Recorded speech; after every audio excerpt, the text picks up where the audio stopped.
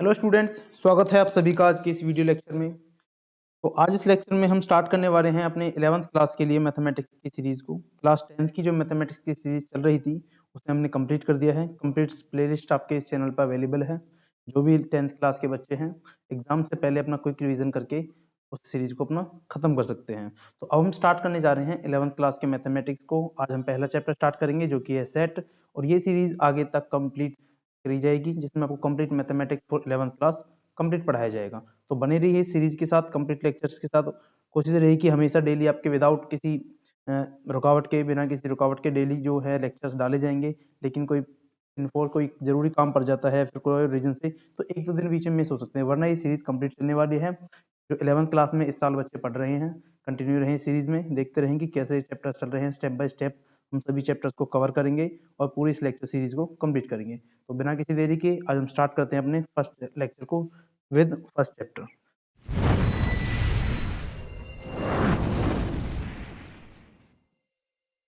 First chapter है हमारा set. देखिए आज का हमारा टॉपिक रहने वाला है सेट।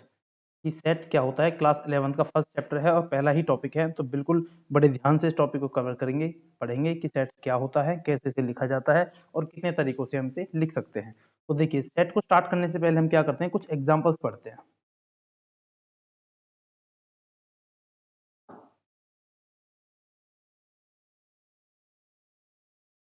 तो देखिए सेट को स्टार्ट करने से पहले कुछ एग्जांपल्स देखते हैं। जैसे पहला एग्जांपल है हमारे पास odd natural number less than 10, यानी कि ऐसे ऑड नंबर्स जो हमारे पास 10 से छोटे हों। तो उनमें कौन कौन से आएंगे, 1, 3, 5, 7 और 9। ये सभी नंबर कैसे हैं, ऑड हैं, और सभी किससे हैं, लेस देन 10 यानी कि 10 से छोटे हैं। उसके बाद दूसरा एग्जाम्पल देखते हैं हम। दूसरे एग्जाम्पल में क्या है, द रिवर्स ऑफ इंडिया, यानी कि इंडिया में बहने वाली जितनी भी रिवर्स हैं उन सभी का सेट।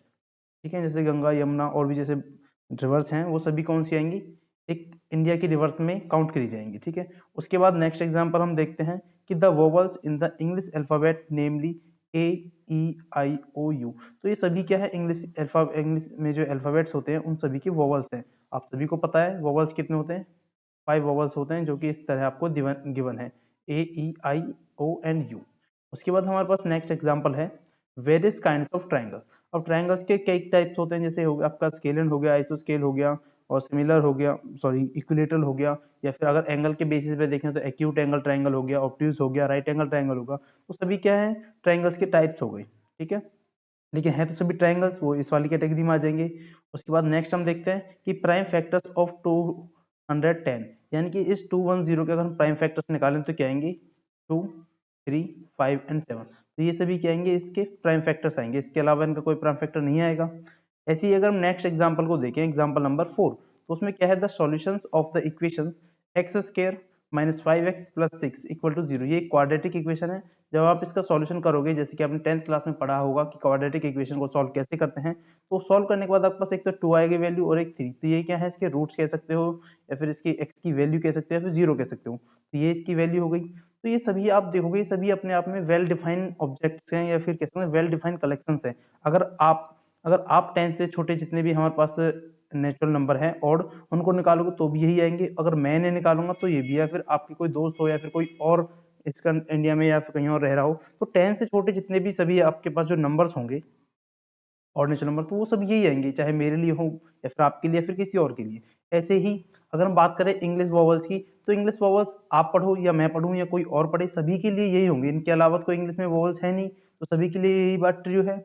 ऐसे ही ट्रायंगल्स जितने भी हैं सभी के लिए सेम है। ट्रायंगल्स तो अब मैं उन्हें पढ़ूंगा तो मैं भी उन्हें ट्रायंगल पढ़ूंगा, अगर आप पढ़ोगे तो आप भी ट्रायंगल ही पढ़ोगे। तो इस टाइप से जो चीजें या फिर जो कलेक्शन आपके लिए, मेरे लिए, सभी के लिए ट्रू हो, यानी कि ऐसे कलेक्शन को बोलते हैं वेल डिफाइंड कलेक्शन, जिसपे सब माने। जैसे अगर हम बात करें आपकी क्लास में, आपके जो फ्रेंड्स हैं तो वो केवल आपके लिए है। जैसे भी आपके 2-4 फ्रेंड्स हैं, राम, श्याम, मोनू, रोहित, अंकित, ये सब आपके फ्रेंड मान लेते हैं। लेकिन बात करूं मैं अपने लिए, तो मेरे लिए वो फ्रेंड्स नहीं है, मेरे लिए वो स्टूडेंट्स हो सकते हैं। तो आपके जो फ्रेंड्स का कलेक्शन है वो वेल डिफाइन नहीं होगा, क्योंकि वो आपके लिए फ्रेंड्स हैं। हो सकता है आपके कोई और क्लासमेट हो, उसके लिए वो फ्रेंड्स ना हो, तो वो कलेक्शन क्या होगा, वेल डिफाइन नहीं होगा। लेकिन अगर बात करें, आपको जितने भी टीचर्स पढ़ाते हैं आपके स्कूल में, तो वो सभी के टीचर्स हैं, उन सभी टीचर का एक ग्रुप बनाए हम, तो एक कलेक्शन बन जाएगा जो आपके सभी स्टूडेंट्स हैं स्कूल के, उनके लिए क्या होगा, वेल डिफाइन होगा। तो यानी कि ऐसा कलेक्शन, ऐसा ग्रुप कह सकते हैं, ऑब्जेक्ट्स का, थिंग्स का, नेम्स का, पर्सन, कुछ भी चीज, ऐसा ग्रुप या ऐसा कलेक्शन जो सभी के लिए इक्वल हो, सभी उस चीज को माने, ऐसा ग्रुप कहलाता है, ऐसा कलेक्शन कहलाता है वेल डिफाइंड कलेक्शन। तो ऊपर हमने जो ये सभी एग्जांपल्स पढ़े हैं, ये सभी कैसे हैं? ये सभी हमारे पास all the above examples shows that all the collection mentioned above are well defined. यानी कि जितने भी हमने एग्जांपल्स पढ़े हैं सभी कैसे हैं? वेल डिफाइंड एग्जांपल्स हैं। ठीक है, इतना हमने ध्यान, इतना पढ़ने के बाद हम किस नतीजे पर पहुंचते हैं, क्या रिजल्ट निकलता है कि फ्रॉम द अबव डिस्कशन, इस डिस्कशन जो किया है ऊपर ने सभी एग्जांपल्स में, और कुछ एग्जांपल्स लिए हैं यहाँ पे क्लास के लिए हैं, बाकी और लिए हैं, तो उन सबसे हमें क्या पता चलता है कि we can say that this set is a well defined collection of object.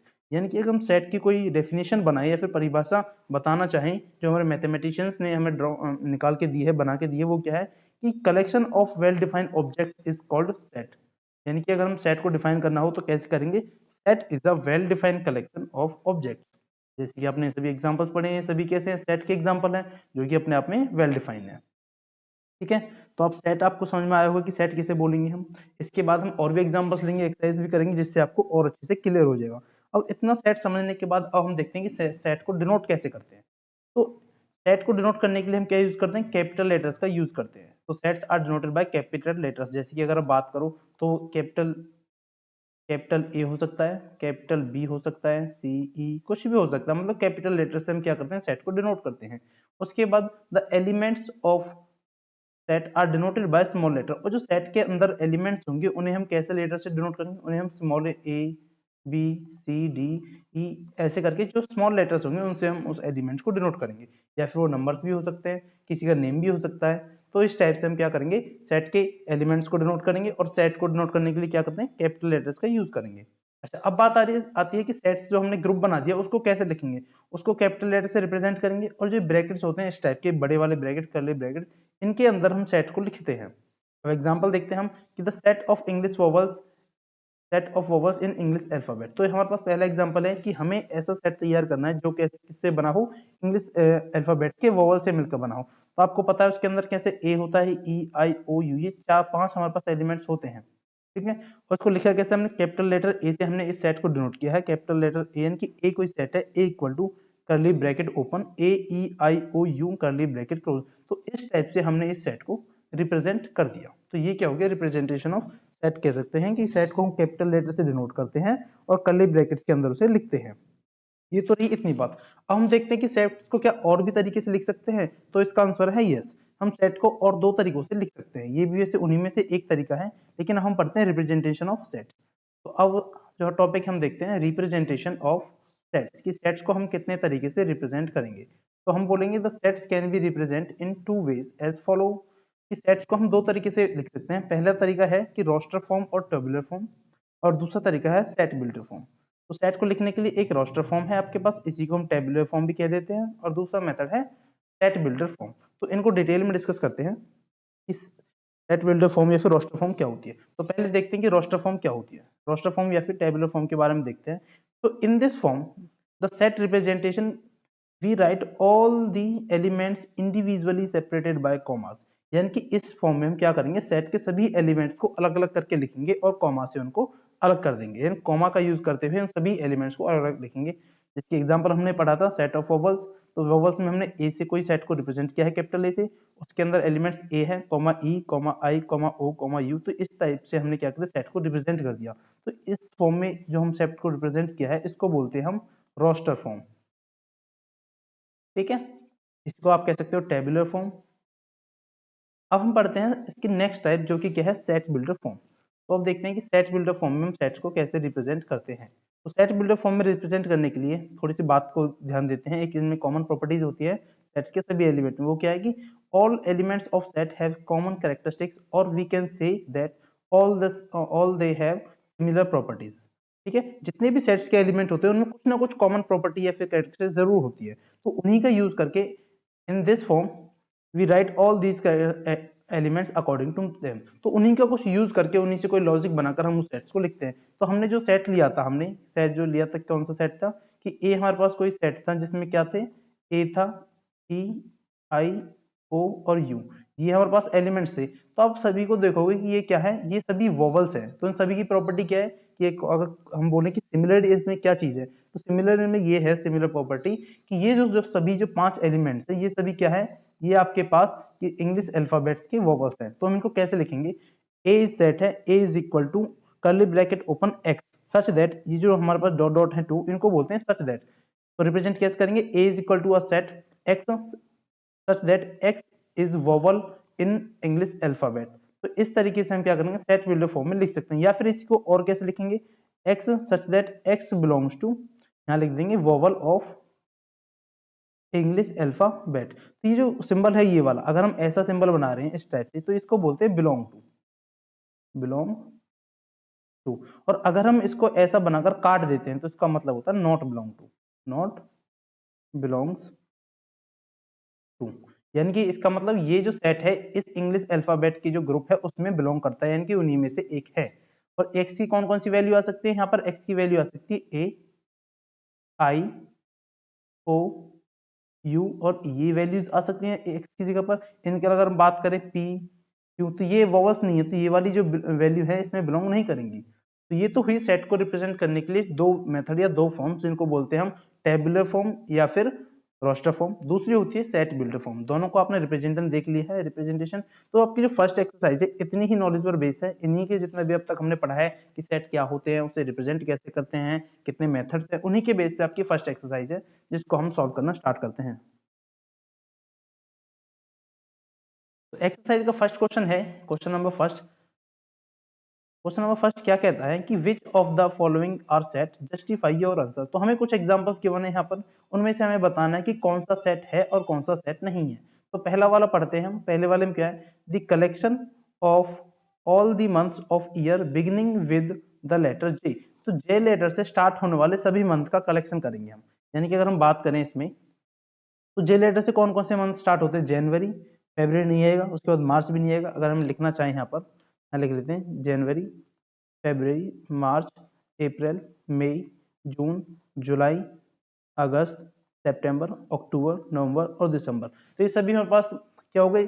किसी भी ईयर के, यानी कि हमारा जो ईयर चलता है उसके मंथ हो गए। तो उसमें हमें चाहिए जो जे लेटर से स्टार्ट होते हैं, ऐसे हमें कलेक्शन बनाना है, ऐसे मंथ का। तो एक तो ये आ जाएगा जे, जनवरी, उसके बाद जून, जुलाई, उसके बाद कोई आएगा नहीं। तो हमारे पास क्या आएंगे? सिर्फ इसके अंदर हम रिप्रेजेंट करें तो क्या आएगा? एक तो जनवरी, उसके बाद जून, उसके बाद जुलाई और उसके बाद कोई सा नहीं। तो ये सिर्फ तीन ऐसे हमारे पास क्या आएंगे? मंथ्स आएंगे जो इस सेट में बिलोंग करेंगे। आई बात समझ में? बाकी सब में तो एफ है, एम, तो अलग अलग लेटर्स है। तो इस अगर हम बात करें, पहला जो क्वेश्चन है हमारा, उसके लिए हमारे पास सिर्फ क्या आएंगे? तीन एलिमेंट्स या फिर तीन मंथ्स आएंगे। बढ़ते हैं नेक्स्ट एग्जाम्पल या फिर नेक्स्ट क्वेश्चन की ओर। नेक्स्ट में बोला गया है कि the collection of 10 most talented writer in India. अब इसमें बात करिए कि इंडिया के 10 मोस्ट टैलेंटेड राइटर कौन से हैं। तो हो सकता है कि कोई भी नाम ले सकते हो राइटर के, जो आपने 10th क्लास में जो पोएट्रीज पढ़ी हैं, कोई भी नाम, जैसे प्रेमचंद्र जी पढ़े हैं आपने, मुंशी प्रेमचंद्र वगैरह, और भी कोई राइटर्स हैं। तो किसी के लिए जरूर नहीं है कि सभी राइटर हमारे पास मोस्ट टैलेंटेड हो। आपकी नजर में कोई और टैलेंट हो सकता है, आपको लगता है कि जो स्पोर्ट्स के बारे में लिखते हैं वो टैलेंटेड होते हैं, या फिर किसी को जो साइंस के स्टूडेंट है उनको लगता होगा कि जो साइंस के बारे में लिखते हैं वो टैलेंटेड हो सकते हैं। तो सभी के लिए अलग अलग जो राइटर हैं उनके हिसाब से टैलेंटेड हो सकते हैं। तो ये जो है एक यूनिवर्सल सेट या फिर कह सकते हैं वेल डिफाइंड सेट नहीं है, क्योंकि इसमें जो पर्सन का कलेक्शन है वो डिफरेंट स्टूडेंट के साथ चेंज होता है। तो इसको हम क्या बोलेंगे कि ये जो कलेक्शन है सेट नहीं है, क्योंकि ये वेल डिफाइंड नहीं है।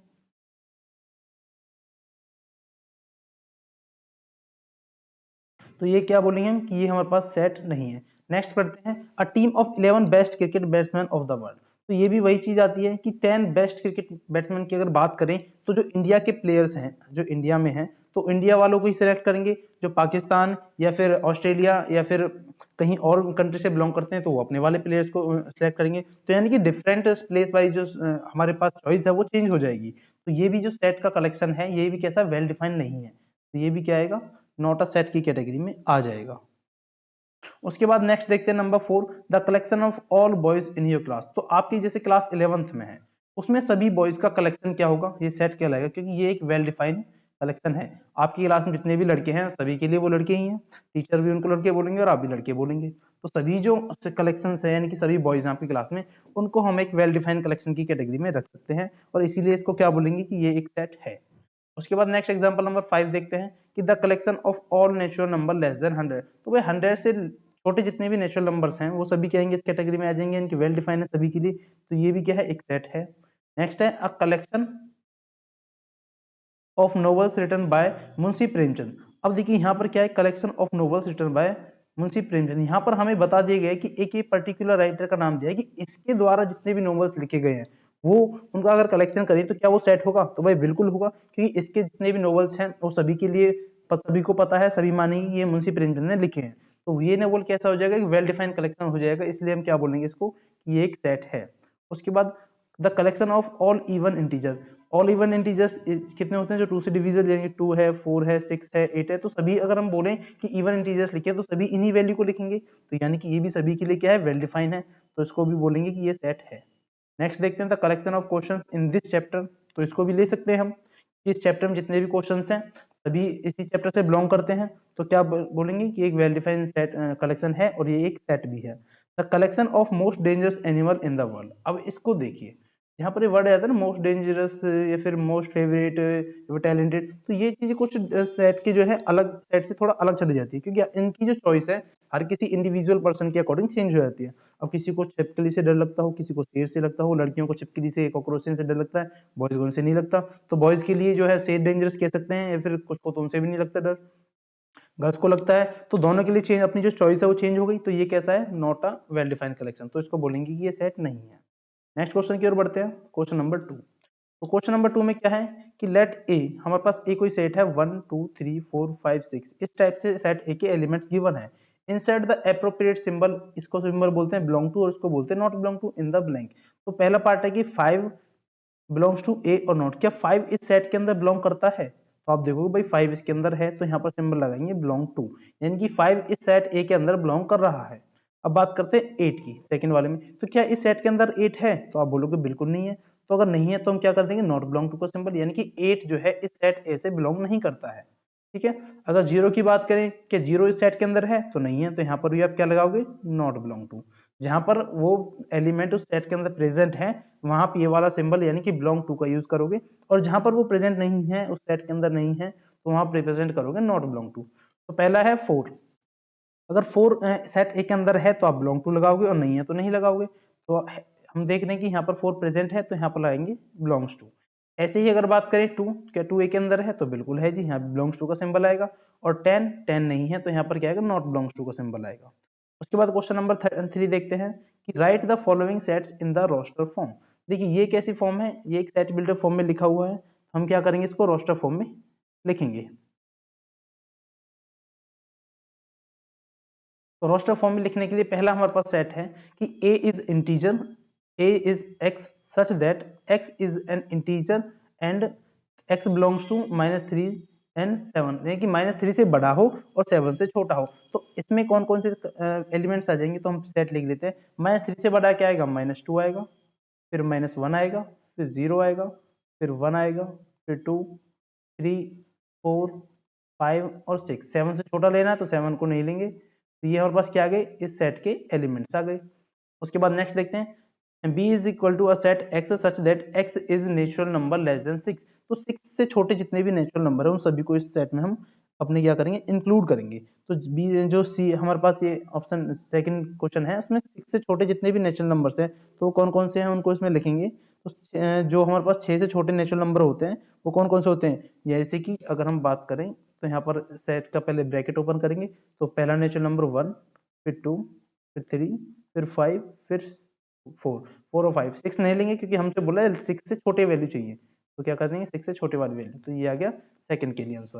उसके बाद थर्ड की बात करते हैं कि c equal to x such that x is 2 digit natural number such that the sum of its digit is 8, यानी कि हमें 2 डिजिट का नेचुरल नंबर चाहिए और दोनों डिजिट का सम कैसा आना चाहिए भाई, 8 आना चाहिए। तो अगर इसकी बात करें हम तो कौन सा आएगा, तो सबसे पहले लेते हैं 1, 1 में क्या जोड़े कि 8 आ जाए, तो आप 7 जोड़ दो तो 17 आ जाएगा, 17 के 2 डिजिट नेचुरल नंबर है और इनका सम कितना है, 8 है।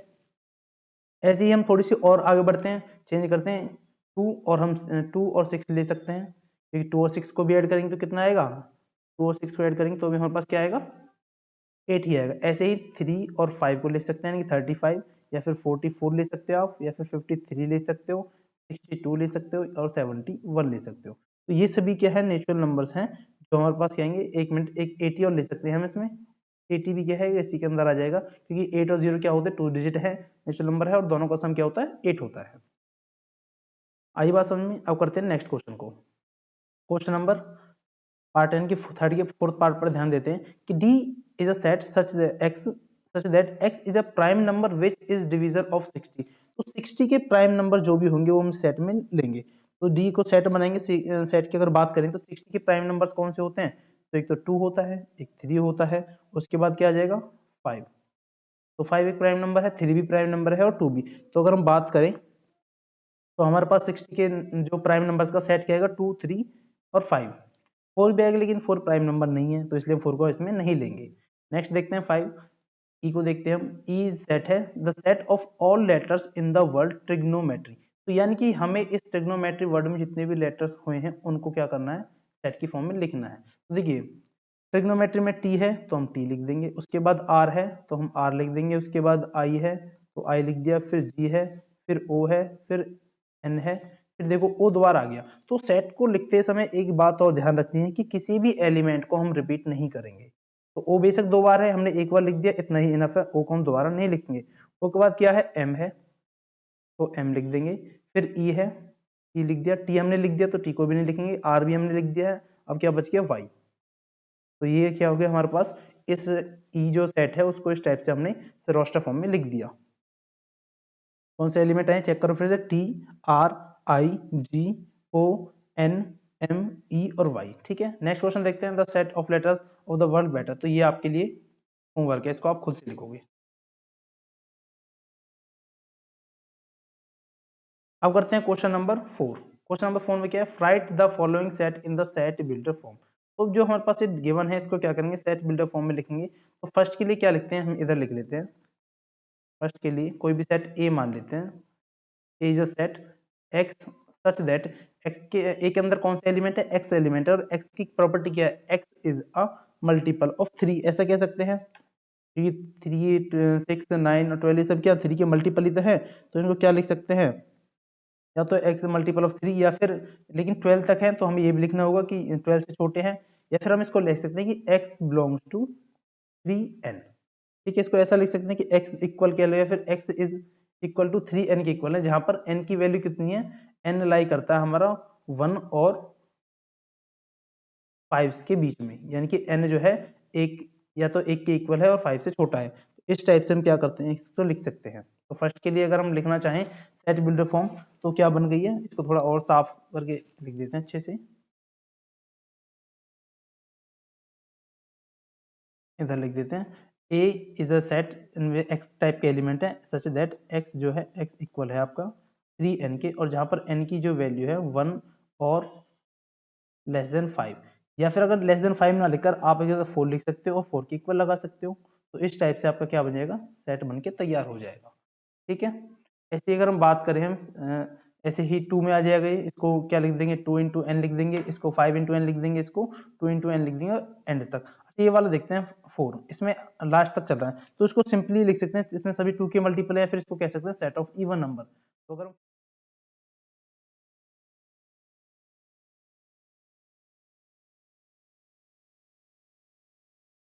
देखिए इसको कैसे लिखेंगे, इसको लिखने के लिए क्या है, देखो ये क्या 1 है, ये क्या है 2 का स्क्वायर 4 है, इधर 3 का स्क्वायर, तो हम यहाँ लिख सकते हैं x such that x is equal to n square, where n की वैल्यू क्या है 1 से लेकर 10 तक। तो इसको ऐसा लिख सकते हैं कि 1 का स्क्वायर करोगे तो 1 आएगा, फिर 2 का स्क्वायर करोगे तो 4 आएगा, फिर 3 का करोगे तो 9 आएगा, फिर उसके बाद 4 का करोगे तो कितना आएगा 16 आएगा, फिर 5 का करोगे तो 25 आएगा। इस टाइप से ये वैल्यू 10 का करोगे तो 100। तो इतना इस सेट में आपको लिखना है। नेक्स्ट क्वेश्चन है क्वेश्चन नंबर 5। क्वेश्चन नंबर 5 में देखते हैं कि क्या हमें पढ़ना है। Question number 5, the list the all elements of the following set. हमें वही इस सेट के सभी एलिमेंट्स की लिस्ट बनानी है। A is equal to x such that x is an odd natural number. तो ऑड नेचुरल नंबर कौन से होते हैं, 1 हो गया, 3 हो गया, 5 हो गया, 7, इस टाइप से सभी नेचुरल नंबर। बी की बात करते हैं, b is equal to x such that x is a integer, जिसमें क्या है 1/2 से बड़ा है और 9/2 से छोटा है। तो इसमें जो एलिमेंट्स आएंगे वो आप लिख दोगे। तो इसमें कौन कौन से एलिमेंट्स आ जाएंगे, यानी कि अगर बात करें 1/2 क्या लिख सकते हो आप, 0.5 लिख सकते हो माइनस, और इसको 2/9 को लिख सकते हो आप 4/5। तो इनके बीच में जितने भी जैसे -0.5 के बीच में क्या आ जाएगा, एक तो 0 आ जाएगा, फिर 1 आ जाएगा, फिर 2 आएगा, 3 आ जाएगा और 4 आ जाएगा। तो ये सभी क्या आ जाएंगे, इस सेट के एलिमेंट्स आ जाएंगे। ऐसे ही ये जो क्वेश्चन है x क्या है, स्क्वायर है, लेस देन 4 है, तो यहाँ पर आज वैल्यू पुट करोगे, x की वैल्यू, x एन इंटीजर, जैसे कि x स्क्वायर लेस देन 4, तो इस वाले में क्या वैल्यू आ जाएगी, आपको ऐसे एलिमेंट्स चाहिए जिनका स्क्वायर क्या आना चाहिए, 4 से छोटा है, फिर 4 के इक्वल आना चाहिए। तो पहले तो आप 0 लोगे, 0 का स्क्वायर करोगे तो क्या आएगा, 0 ही आएगा। फिर 1 करोगे, 1 का स्क्वायर 1 होता है। फिर 2 करोगे तो 2 का स्क्वायर क्या आ जाएगा, 4। ऐसे ही अब 3 करोगे तो 3 का स्क्वायर क्या आएगा, 9, जो कि इस 4 से बड़ा है, तो इसलिए आप 3 को नहीं लोगे। अगर आप नेगेटिव में देखें, क्योंकि आपको पता है स्क्वायर करेंगे नेगेटिव का तो वो पॉजिटिव आएगा, तो अगर -2 करोगे तो -2 का स्क्वायर भी तो 4 आता है, ऐसे ही -1 कर लो, तो ये सभी इसके अंदर आ जाएंगे। के बाद क्या है, d equal to x such that x is a letter in the word LOYL, तो इसको लिख सकते हो LOYA। L के यहाँ पर 2 बार है, लेकिन आपको यहाँ 2 बार नहीं लिखना है, ठीक है। उसके बाद देखते हैं next E equal to x such that x is a month of year not having 31 day. तो ईयर में से ऐसे ही निकालने हैं मंथ जिनके अंदर 31 डे ना हो, या तो 31 हो, या फिर फरवरी में तो ऑलरेडी कम होते हैं, तो 31 वाले को हटा देने, बाकी जो बच जाएंगे वो सभी सेट के अंदर आएंगे। ये दो जो लास्ट के क्वेश्चन है ये आपके लिए होमवर्क है। अब देखते हैं क्वेश्चन नंबर 6। क्वेश्चन नंबर 6 करते हैं, match each of the set on the left in the roster form while the same set on the right describe in the set builder form. तो इधर आपको क्या है, सेट कौन सी गिवन है, रोस्टर फॉर्म गिवन है, और इधर आपको सेट बिल्डर फॉर्म गिवन है। तो इनको आपको मैच करना है कि कौन सा सेट कौन से रिप्रेजेंटेशन से मैच करता है। तो पहला देखते हैं 1 2 3 6। तो 1 2 3 6 में क्या आएंगे, x is a prime number and a divisor of 6, तो बिल्कुल नहीं आएगा। या फिर बात करें सेकंड क्या है, x is a odd natural number less than 10, तो ये भी नहीं आएगा, क्योंकि इसमें तो 7 7 भी आना चाहिए। तो x is a natural number and divisor of 6, तो इसको ले सकते हैं कि जो फर्स्ट हमारे पास वो है क्वेश्चन, ये सी का पार्ट है, क्योंकि x क्या है, नेचुरल नंबर भी है, 1 2 3 सभी नेचुरल नंबर है, और डिविजर ऑफ 6 यानी 6 के डिविजर है। 1 भी 6 को डिवाइड करता है, 2 भी 6 को डिवाइड करता है, 3 भी करता है, 6 तो करता ही है। उसके बाद सेकंड क्या है, 2 और 3। 2 और 3 सबसे पहले देखें तो प्राइम नंबर है, और क्या है, x से छोटे हैं। तो हमने जो पहला वाला पढ़ा था, यानी कि ये वाला x such that x is a prime number and divisor of 6, तो ये वाला इसके साथ कनेक्ट हो जाएगा, 2 और 3। उसके बाद है मैथमेटिक्स। तो देखो मैथमेटिक्स तो सिंपली आपको दिख रहा है कि इस वर्ड से आएगा, तो इसको सीधे यहाँ ज्वाइन कर दूं, और बचा क्या, ये वाला, इसको आप इधर ज्वाइन कर दूं। तो इस टाइप से आपका एक्सरसाइज जो फर्स्ट है एक्सरसाइज ये कंप्लीट होती है। बिल्कुल बेसिक से हमने और कंप्लीट क्वेश्चंस को इस एक्सरसाइज में कंप्लीट किया है, बहुत ही डीपली, बिल्कुल धीरे धीरे इसको कंसेप्ट को जो सेट है उसको समझने की कोशिश की है। उम्मीद है आपको लेक्चर में अच्छी तरह से समझ में आया होगा कि सेट क्या है, कैसे हमने इसको रिप्रेजेंट किया। फिर भी अगर आपको कहीं डाउट है तो आप फिर से वीडियो को चेक कीजिए, फिर से वीडियो देखते हैं, और आने वाले लेक्चर्स में इसको और अच्छे से करने की कोशिश करेंगे। तो आज के इस लेक्चर को यहीं तक रखते हैं, मिलते हैं नेक्स्ट लेक्चर में।